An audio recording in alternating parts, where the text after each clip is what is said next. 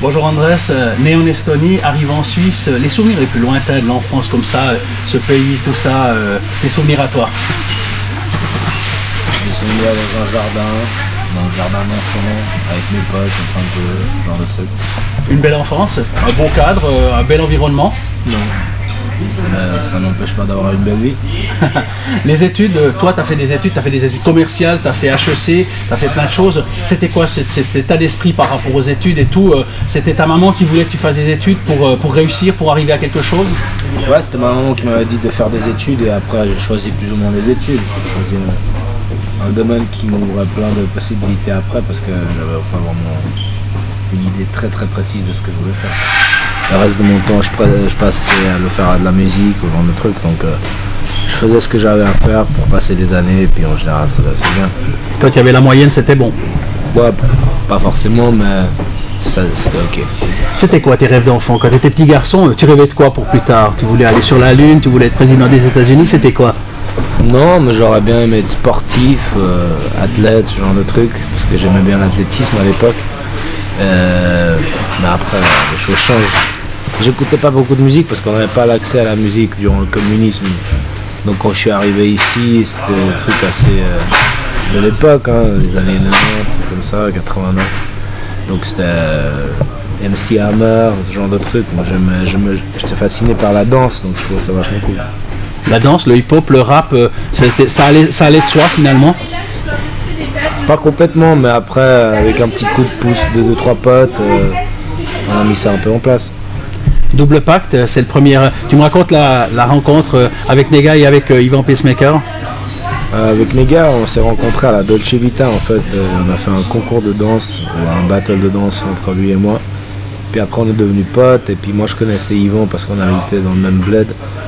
Lui, il avait déjà un groupe, donc nous, on a plus ou moins intégré son groupe en tant que danseur. Et après, on a commencé à faire aussi des morceaux vraiment petit à petit, quoi. Ouais, c'était ma base, c'est là que j'ai, fait mes preuves par rapport à la vie, ouais, fait mes preuves. Donc c'est vraiment une base super solide. Je pense que certains psychologues disent que on fait que le répéter nos 12 premières années, donc c'était un peu mon cas, donc voilà. Quand tout se mélange, c'est bien, c'est bon pour la créativité, c'est bon pour ce côté artistique, ça développe le sens artistique aussi, ce mélange de cultures. Oui, je pense que le mélange de culture, de points de vue, c'est ce qui enrichit en général la musique aussi, l'échange d'opinions. Moi, je trouve vraiment bien. Toi, Double Pacte, s'il y a une bonne symbiose, ça marche bien, vous faites 5-6 albums, et puis tout d'un coup, tu entames une carrière solo et tout. Qu'est-ce qui s'est passé à ce moment-là? Pourquoi vous avez cessé de collaborer? Moi, je pense qu'on n'a pas du tout cessé de collaborer parce que Nega, il est venu sur mes tournées, etc.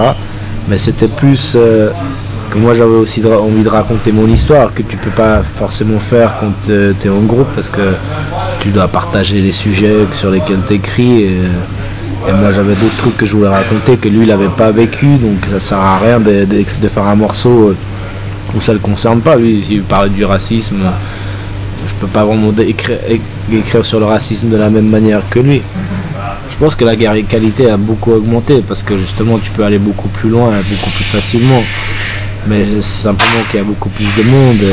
Et puis les spectacles n'ont rien à voir avec le travail de studio. Les gens, je pense qu'aujourd'hui, se donnent beaucoup plus de peine, sont finalement aussi beaucoup plus professionnels et beaucoup plus expérimentés puisqu'ils peuvent se baser sur ce qui s'est passé durant toutes les années avant. On fait des belles choses en studio, mais les livrer finalement au public, être sur scène, avoir un contact direct avec le public, ça c'est un grand kiff, c'est finalement l'épreuve finale. Ouais, quand même, ouais. C'est quelque chose que je pense que tous les artistes aiment bien. Il y en a qui l'aiment moins bien, mais moi j'ai toujours bien aimé. Je pense que tu arrives aussi à exprimer certaines parties de ta musique que tu n'arrives pas à exprimer en studio, tu arrives à l'exprimer en live. La Suisse allemande, toi t'es parti t'installer là-bas et tout, pourquoi? Parce que tu sentais qu'il y avait plus d'énergie, il y avait plus de...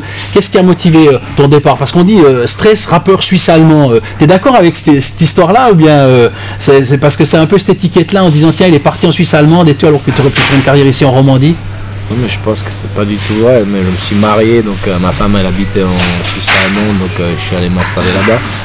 Mais je pense pas du tout, moi je pense être un musicien suisse et de pouvoir Je pense que c'est le fait aussi vachement ce côté suisse romand où on a un complexe d'infériorité par rapport aux Suisses allemands et que les gens veulent peut-être finalement moins faire le pas. Je pense que il faut avoir un côté un peu plus décomplexé par rapport à tout ça, se dire voilà, moi je veux faire de la musique où je le fais, moi je m'en fous tant que je peux faire ma musique. Je pense que c'est une question de comment on exprime les choses.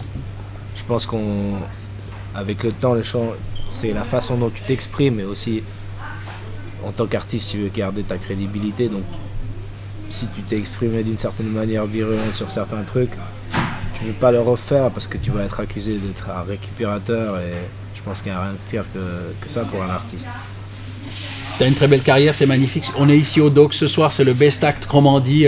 Tu es nominé avec les Rambling Wills et avec les Stevens. Alors, je te dis 3 fois merde, hein, je me fais pas trop de soucis parce que c'est pas ça qui va changer ta carrière, qui est magnifique et qui est extraordinaire. Donc, continue à porter au nu cette belle Suisse et tout, parce qu'on a besoin d'artistes comme toi, on a besoin d'artistes majuscules comme toi qui font de l'excellente musique et de l'excellent travail. Donc, tout va bien, ne change pas, tu as tout et tout. Je suis fan vraiment. Merci Andrés, merci beaucoup. Bonne continuation, puis 3 fois merde pour ce soir, puisque c'est ce soir le Best Act Cromandie.